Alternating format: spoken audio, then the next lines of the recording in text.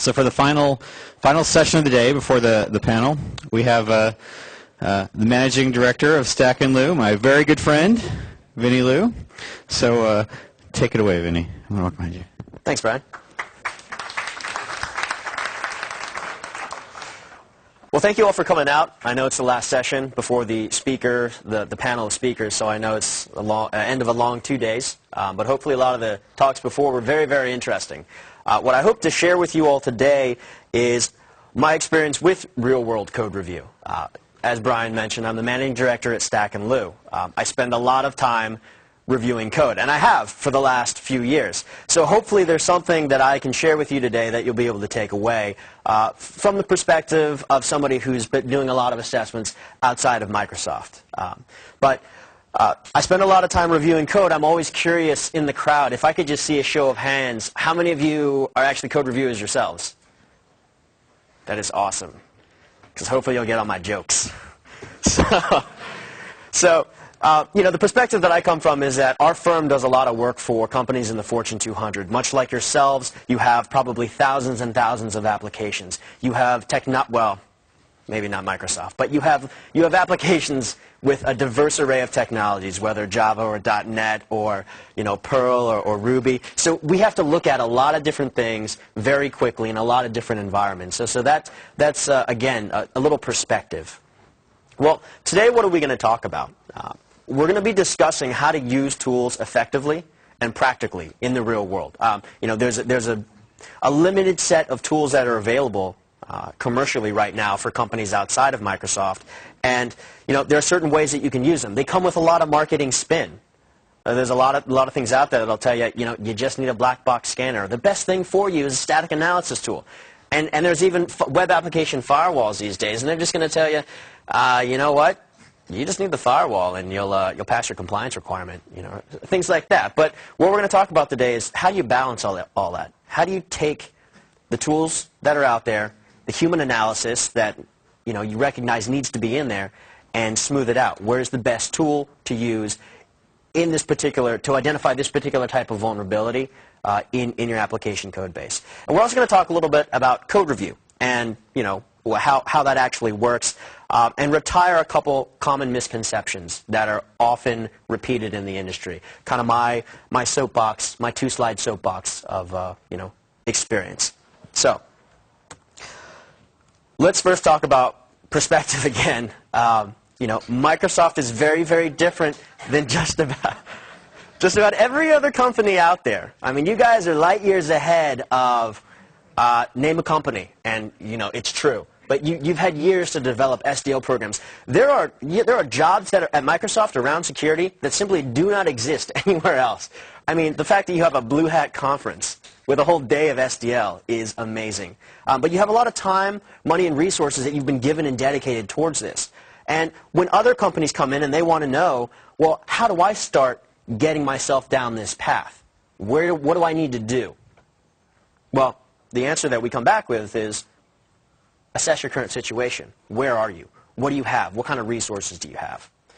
Well, normally, people have a security focal who's been designated to lead up this project.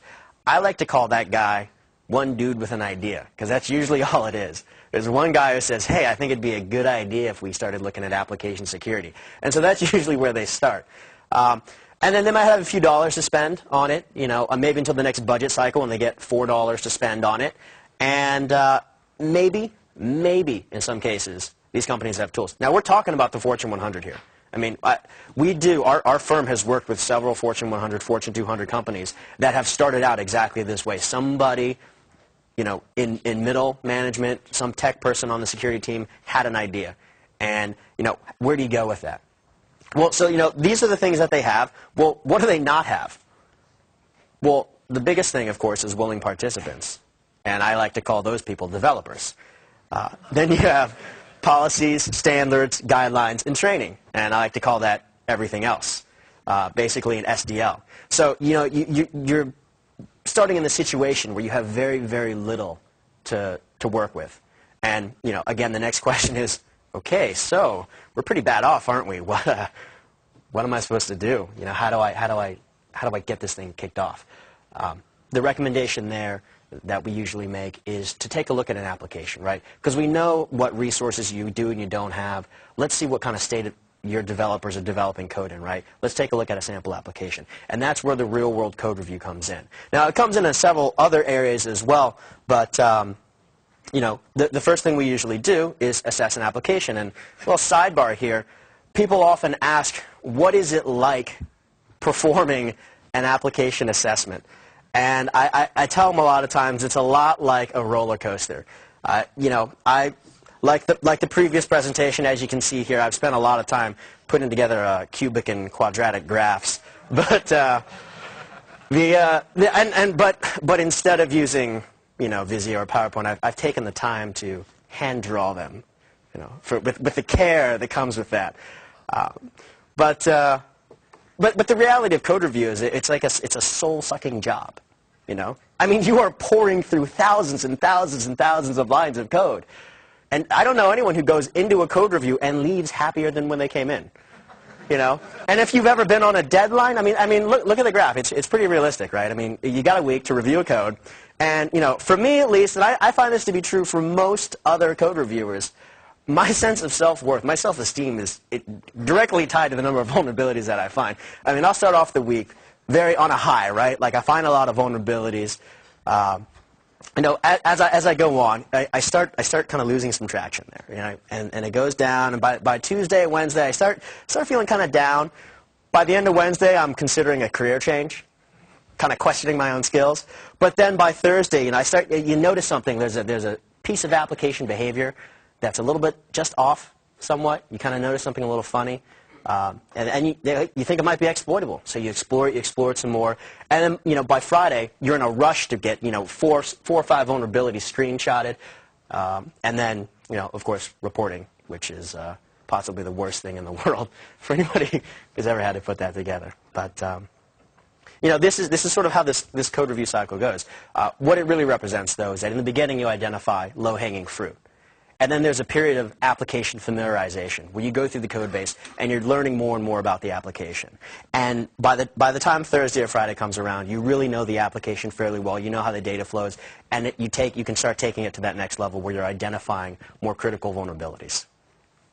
So to illustrate and to drive home some more of the points about where to use tools and how to best use them, we'll use a case study based off of a company we did some work for a few months ago.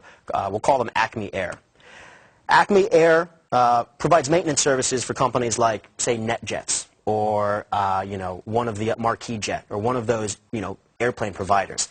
And they have a portal that provides for real-time communication between airplanes that are in flight. So it's for prognostics and diagnostics information. You go to this portal, you can get real-time feeds on the status of the airplane. And it's the kind of stuff that if, you know, it's a communication portal, so if Bill Gates is flying back to Seattle and he feels like a cheeseburger, this is a system that he uses, so he has a cheeseburger when he lands. But in this application, the three example vulnerabilities that we'll take a look at is directory indexing, SQL injection, within a workflow, and I'll explain that a little bit more, and security questions. So a poorly designed security question system. Well, the first one we're going to talk about is directory indexing, right? This is pretty familiar to anybody who's performed an application assessment. When you have misconfiguration on the web server, you can see that all the files within the directory, fairly standard. Now, here's another one. It's a design issue, right? If you forget your password, if you want to reset your password, you have three security questions that you set when you go into any situation, right, for your account. But in this case, there are at least three design flaws. Can any of you actually pick out what some of the design flaws are? Yes? It's telling you which one's wrong. Yeah, exactly. It's telling you which one's wrong, right? Anyone else?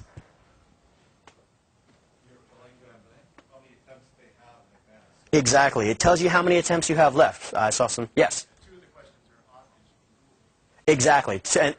You can Google the last two questions, right? Because you can self-define. You can self-define a lot of these things. Yes? Make your first car, most people's aren't going to be Ferrari or BMW or Porsche. Perfect. Exactly. You know, the make of your first car. You know, it's a fairly limited set of manufacturers, right? the set of potential answers is very limited. These are design level issues. These are design level issues that are serious security vulnerabilities, because what this ended up allowing us to do was to just break through the application and start resetting passwords because certain people had weak security questions.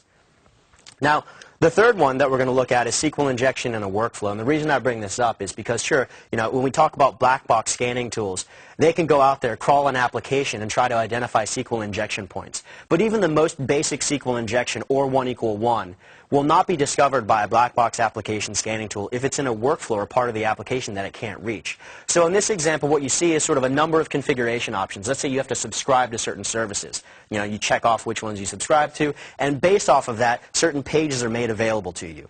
Now, if that's the case, then only certain circumstances, when certain combinations of those checkboxes are selected, does a user or a crawler have access to those pages that may contain a vulnerability. So those are the things that we're going to take a look at. And when you look at it all together, you can see that the security questions are introduced into the application at the design layer, SQL injection and development, and directory indexing when the application is thrown onto the production server. So the first thing, of course, is black box application scanning, right? So we're going to start using a tool like Web Inspect or AppScan and those types of things.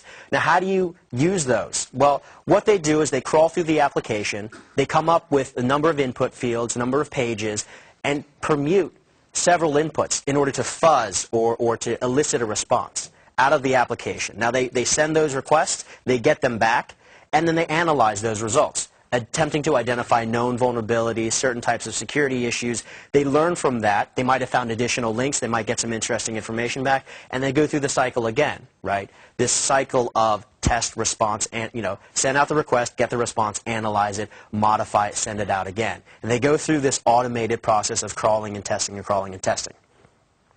What that leads to are certain things where the black box application scanner is far better. Crawling very quickly through an application, basic intelligent fuzzing, performing predictable resource location attacks, like looking for a WSFTP log on a web server, right? Brute forcing things, looking for known vulnerabilities, as well as middleware misconfigurations.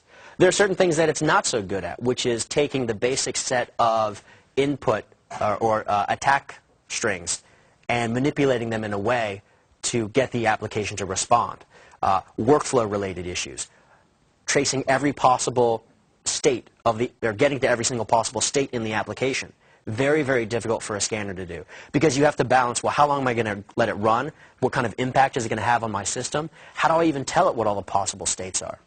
A very difficult problem for it. Certain types of login boxes, single sign-on systems. Session management is a very, very tricky thing for application scanners. And where it just completely, absolutely fails to do any good is when you have things like design issues or contextually sensitive vulnerabilities like the security questions, and also chaining attacks together. Chaining attacks is another area where it's very difficult for a black box scanner to function properly. So when we look at the three particular types of vulnerabilities, of course it's going to find the directory indexing, and it's going to find it very quickly, very efficiently, and very cheaply, because it's been programmed to do path truncation, to do these types of checks. Now, the security questions could be completely SQL injection free, completely cross-site scripting free, with absolutely no vulnerabilities in there. But what you find is that even if that's the case, there's still a security vulnerability, and the black box application scanner doesn't know if a question is good or bad, and so it has no context, it can't tell. And then with the workflow, it's very, very difficult for the scanner to identify with several permutations of state where a SQL injection vulnerability can be, because it can't actually reach the page that's vulnerable. So the first common myth around black box application scanners that is brought up time and time again by consultants, by people trying to sell consulting services, which amazingly is actually the same boat that I'm in. But it's the claim that as a human I'm going to find 4 times as many bugs. I'm so much better than a black box application scanner. I can find all these crazy bugs, and I'm way better.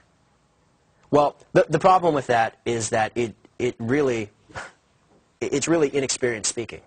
It's total inexperience, because what it means to me when I hear someone say that is you've never been on an enterprise application assessment. You've never had to assess more than a single application at a time. Now, I mean, if you're Microsoft and you can have an army of code reviewers, that might be reasonable. But for most other companies who have 100 web applications that need to be assessed or 100 applications that need to be looked at in 2 months, there's no way for you to hire enough people in a cost-effective manner to get that done. People who claim that they can just, I mean, this is the reality of the situation. Again, another one of my cubic graphs. This is how a human works. This is the productivity curve, right? I mean, hour 1, you're using the bathroom. By the 6th hour, I mean, I'm usually getting a guilt trip from my girlfriend. And, I'm laughing at my own jokes. I may not even be talking to anyone but myself. And then, day 2 comes along. I'm getting my second guilt trip. And by the time, midway into the second day, I'm passed out. So it doesn't matter, You can't do 100 applications in 2 months. It's impossible, right? How do you improve an assessor's efficiency? Get rid of his girlfriend. Yes, that's one. Absolutely. Well, what's another way? More realistic, maybe. Right. Coffee, right? Or my approach, give him some Ritalin, even out that curve. No, I mean it's to use a black box application scanner, and I mean it's not perfect. Scanners are not perfect by no means, but they're more effective over a longer period of time, and that's the reality of the situation. Unless you're just on a lot of Ritalin, and in which case you'll be effective for a very long time. But even scanners have their faults, right? I mean, you run out of memory, you get caught in a loop, you got to restart it at some point. But for a sustained period of time, they're very, very effective at identifying these things that require sort of a brute force approach. Path truncation, predictable resource locations, brute forcing type attacks. Very, very effective. Well, there's also static code analysis. Static code analysis, essentially, the way that it works, I'll go through it very quickly. I'm sure you all are probably familiar with it. But essentially using a source and a sink, going through data representation of the data flow in an application, tracing through the application to find the path that could potentially be exploitable. Now, this is obviously, this is stuff when you go through and you review it, you only want an expert to kind of take a look at these things to validate whether or not they're actually vulnerable or not. And it really does end up being sort of a thankless job because you spend a lot of time playing logic puzzles. I mean, it's like, at a certain point, it's like putting together a puzzle of a clear blue sky, It's just, you spend a lot of time maintaining state, trying to figure out where things are going. But this is the basic premise of a static analysis tool, is that you look at data flow, right? Input, output, you taint the data as it goes through the application to attempt to identify things like SQL injection, cross-site scripting, and that type of issue. Now, it's a great tool for those types of things when you're looking just at data flow, but there are a couple points in particular where it fails, and it fails miserably. The first one is where you're using certain types of frameworks. Now, one that comes immediately to mind is something like Spring. Right? Or something that uses dependency injection, aspect-oriented programming. You have an external XML configuration file. And in that case, what happens is even if you compile the code still looks at this XML configuration file for direction on how the code path goes. And there's no way that a static analysis tool, at least the ones on the market today, are taking that into account.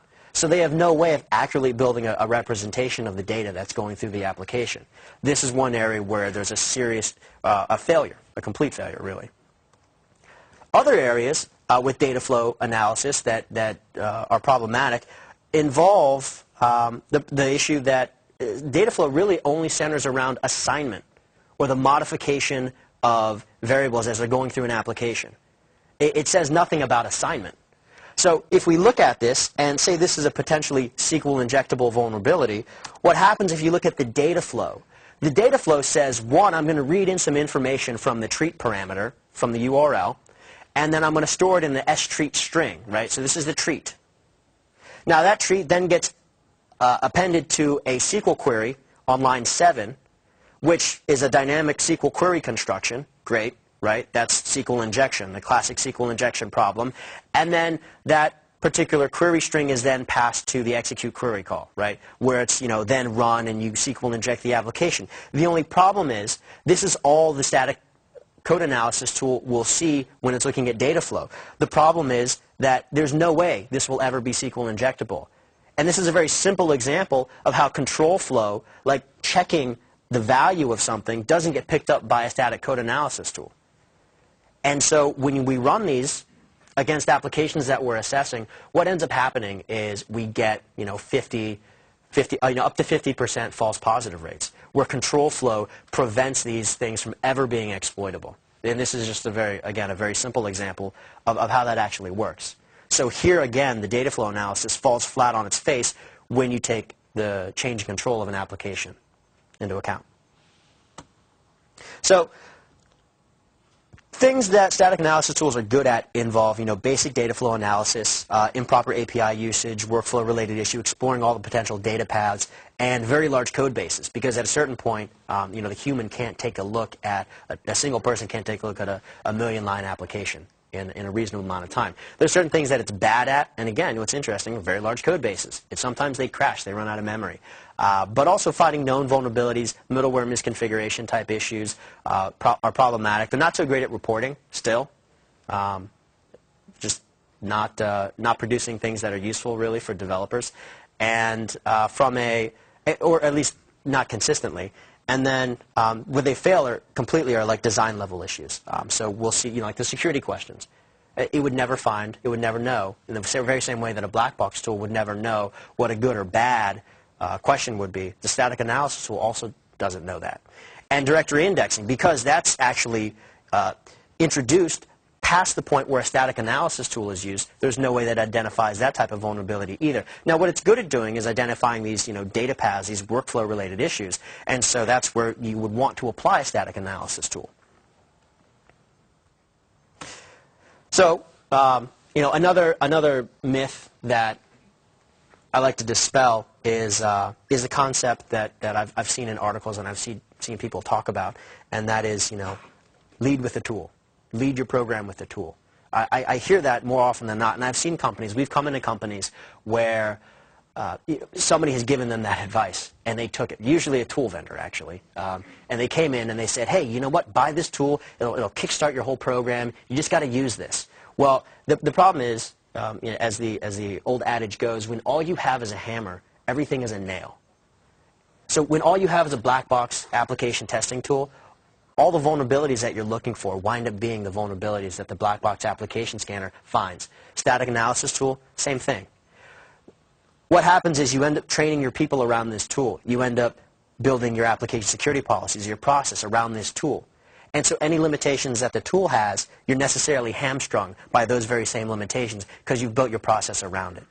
From a process perspective, train your people, build your process, do the right thing, set it up properly, and then bring in the tool afterwards to make your program more efficient. Improve the efficiency of your people with a tool. Improve the efficiency of your process, but don't design your process around the tool. So that actually takes us to expert analysis, right? People, training.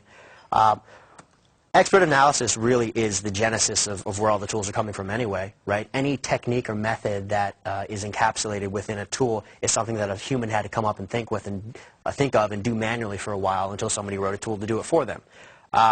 And the benefit really of an expert analyst is that they can synthesize vulnerability information. They have context. They can read. They can look at a security question and say, that's a ridiculous question. Who wrote this? And then they'll call you on the phone and confront you about it. But the idea is that you can chain vulnerabilities, you can synthesize these types of attacks. One thing that we see very commonly in applications is where if I'm like logging into Amazon, right, and I can modify my profile, I can update that information. A lot of times, if there's a vulnerability, and we see this quite often, if I'm able to modify somebody else's profile, I can chain that. I notice that, hey, if I can update their info, what if I can inject script code? So I parameter tamper, I modify their profile instead of mine, I inject script code into their profile. Well, what does Amazon do when you check out? Right? It takes you through that workflow process, and to make it easier for you, oftentimes it will load your address information automatically, your credit card information. Well, if I've injected persistent cross-site scripting code into one of those fields, it automatically loads that onto the page. on the very same page that I'm submitting my credit card information. These types of vulnerability cocktails or vulnerability chaining are things that an expert can do to highlight impact, to really show why cross-site scripting is particularly damaging in this in an application. So that's one great way to leverage an expert. So the next question that always comes up is, well, how do you actually perform a code review, right? And we can always go say, well, we run tools, we do manual validation, but when it really comes down to it, how do you look at code? What is the step-by-step process that you do? Well, in general, there are 3 ways to do it: file by file, data flow, control flow. Those are the 3 ways that most people will end up looking at an application. One of those 3 techniques. Now, what does that actually mean? Well, the file-by-file technique means that you have an Excel spreadsheet somewhere, you have a list of all your files, and you go through them one at a time, reading through the application source code, trying to figure out if there are any vulnerabilities in there, right? Looking at it, analyzing it. And in general, it's very easy to do this because it's very straightforward. It's easy to track. The problem in this case, though, is some files are just absolutely enormous. Some people put all their functions or all their code into one file. Very difficult to do. And the difficulty here also is that if you're working with compiled code, a lot of times you have to jump through many different files and in order to track down a particular vulnerability. That becomes problematic. And the big thing with code review is maintaining state in your own mind of where you're at, what the state of the application currently is. Context switches kill. It's the hardest thing about code review, is maintaining state in your mind of, this particular state of the application. Well, we'll see this later. This particular state of the application will cause this particular variable to be available, which allows me to inject an attack into this part of the application. Maintaining all that state while jumping through several files, then backtracking, is probably the hardest part about code review.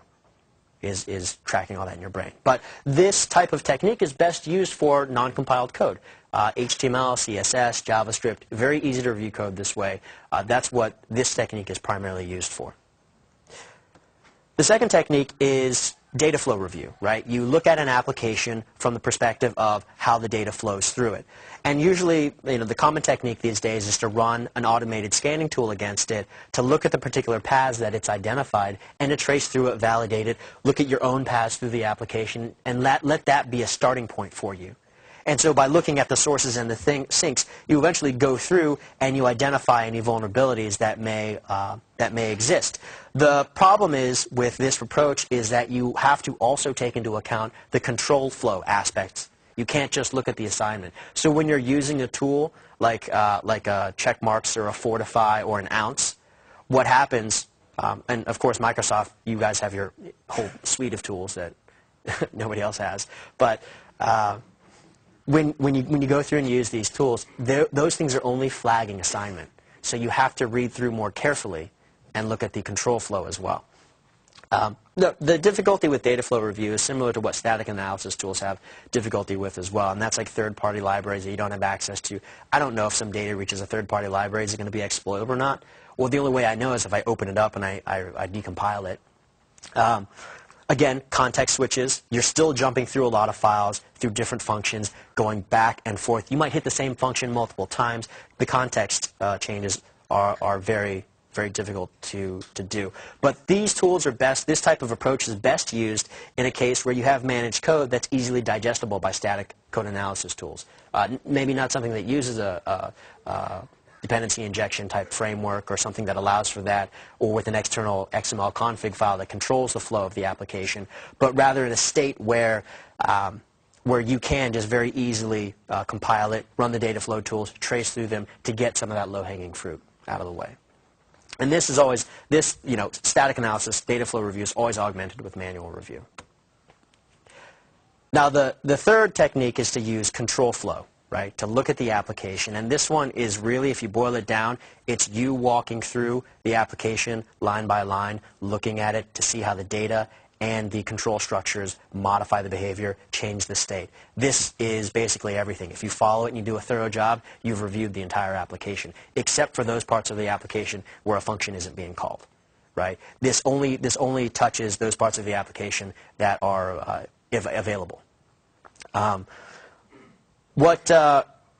what this is really difficult, again, is the maintenance of where you are, tracking state and whatnot, going through multiple files. The reason to use control flow review would be if you have sort of where the data flow analysis fails, like Spring Framework, those types of things. So it's sort of the converse of the data flow. You want, and what it boils down to is you want to do both. You really want to do both. You want to look at it from a hybrid approach. And this is what most people do. They look at the file-by-file technique, and they use that against the HTML, the CSS, the JavaScript that's out there for non-compiled files. They do that, and you track everything with this spreadsheet anyway, and that's the easiest way to do it.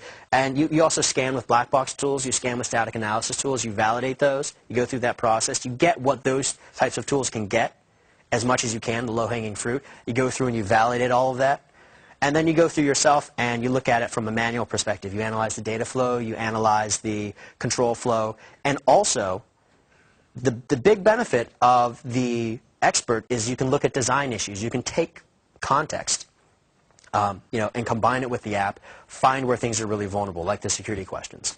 And that sort of is where the expert really excels. Design issues, contextually sensitive things, looking at control flow, and then these things where, say, the black box scanner may have found a potential injection point, taking that and tweaking it, or attempting more specific permutations and performing a more detailed analysis on the application's response in order to craft an attack string to verify whether or not it's exploitable. And I say black box. I don't know if this is the case within Microsoft or not, but in the other companies we've worked at, we don't always get source code. It's a toss-up. It's a coin toss as to whether or not we will actually get it or not. So a lot of times we're assessing these applications, crossing our fingers that, we're going to get source code. If we don't, or they can't deliver it on time, we go without it. And, I mean, it's unfortunate because, it's more effective to have the code, but, it's something you have to live with, and so it sucks. But the expert analysis can take those black box analysis results, tune them, refine them, and get them to a point and really narrow down where vulnerabilities are occurring. They're not so good, and really, the expert can do everything. They can look at the SQL injection workflow. They can identify that. They can look at the security questions, and they're great at that. And they might even be able to, and they can certainly find directory indexing. But the problem with using an expert for all of this is that they're slower.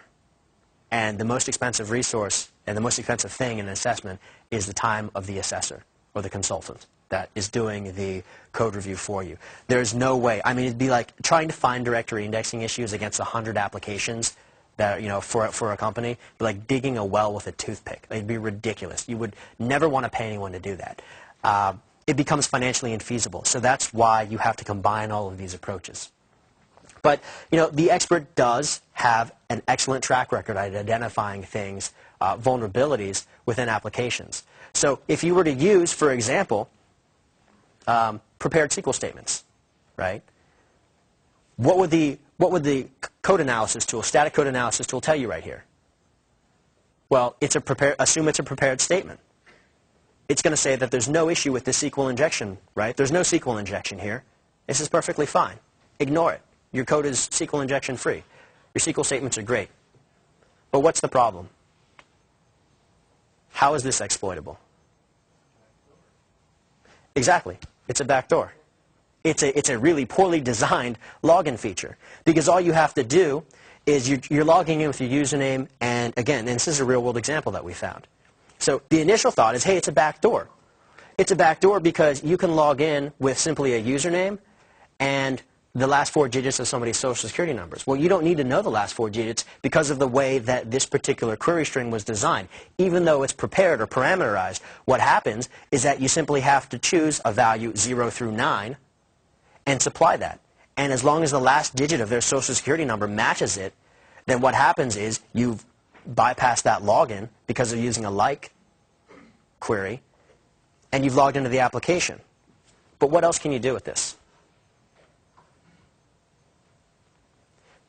The other thing you can do with it is you can extract that username's social security number. And the way that you do that is by guessing the first digit, which is the last digit of their social security number. Then you guess the second to last digit, 0 through 9. And then you guess the third to last digit, 0 through 9. because every time you know when it's going to match. When it matches, you log into the application. These types of issues a static analysis tool will never find, because it looks at it and it says, hey, it's a prepared SQL statement. You're fine. Go home. That's one example. So another example, ACME Air Corporation, that we looked at is a way to steal airplanes, while they're flying in midair. We talked about the application where Bill Gates can order a cheeseburger before he lands. Well, how does one go about stealing an airplane? Well, if you've ever seen Air Force One, you can hijack it, right? Hold Harrison Ford hostage. There's always that possibility. And, come on, who hasn't considered that at one point? But that's not always feasible because, why go through all that trouble when there's an application that is managing this airplane as it's flying through the air, right? Why can't we steal it some other way? So what's plan B? Anyone ever seen Firewall? Just hold Harrison Ford hostage again. Right? Because, hey, he's a security expert, right? I don't know. I don't know about you guys. Actually, it's interesting because I actually saw Firewall on an airplane. Which is, and if that's not being held hostage, I don't know what is. But, the premise behind this is we're getting Harrison Ford back for that movie, and we're going to make him hack into our application. So how do we do that? Well, we look at the application, and we say, okay, and what we're looking at here, just to give you a little precursor so it's not just completely out of the blue, is a state attack, right? A discrepancy in state within an application. These are things that the black box scanner and the static analysis tool will never find. This is why we have humans. So in order to update your airplane information, think of it as an airplane profile. This particular application checks to see whether or not you have the right to access this particular airplane, airplane ID 100. Airplane ID 100 belongs to me. I own that. I can log in and edit it. Now, before it allows me to submit the information, it performs a second check, check B. Check B verifies to see whether or not I have update, and this is important, whether or not I have update privileges, and then whether or not the airplane that I'm submitting the details, whether that ID matches the ID that it stored when I first accessed it on the server side, right? So I'm not trying to modify an airplane that I don't have access rights to. But let's look at the code behind it, right? Now, a black box and a static analysis tool will never notice these things. The first thing with check A is that it will take the information from the airplane ID, read it into a string, and the code that we saw actually set the server-side session attribute, AID, to be the value of the airplane ID. Great. So now it knows later on when it performs that check B, that's the value it's going to use to compare, right? So now I'm not trying to, try to access one and then manipulate the parameter to access, airplane 200. Great. Well, then what happens is then it checks to see if actually are you allowed to access this plane?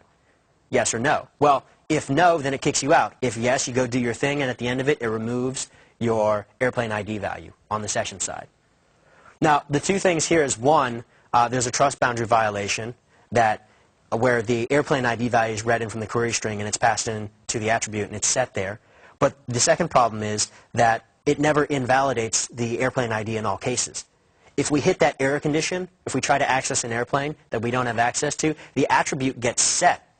But what happens is the AID session attribute doesn't get cleared. Right? That's important. So as a result, and like the ISEC guy said earlier, a very important point, session variables are not synchronized. So as you'll see later on, we'll take advantage of that.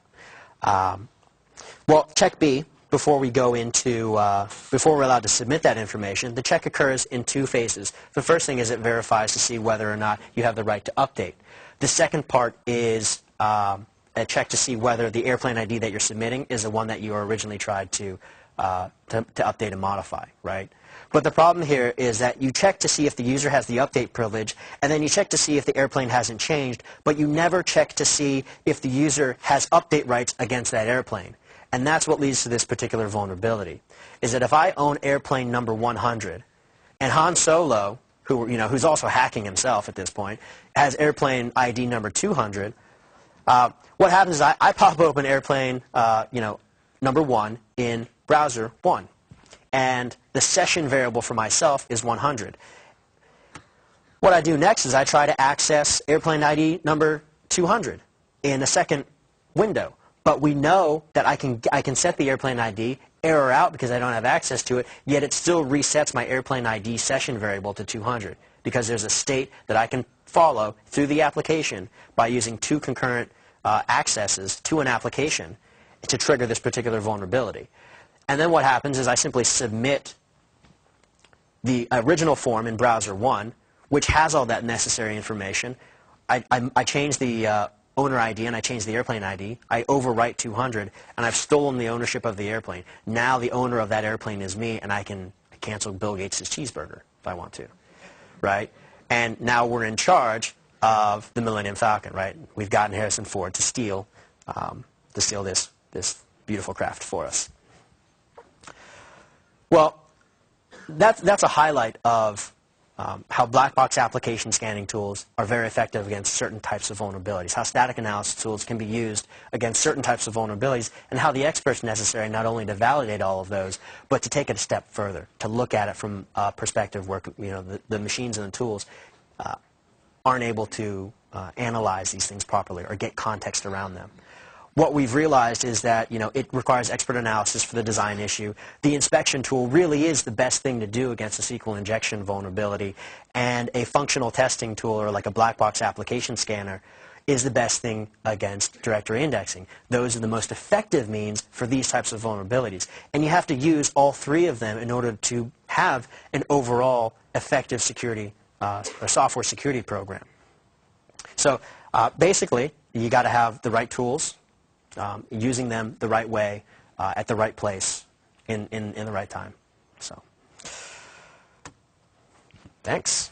Any questions?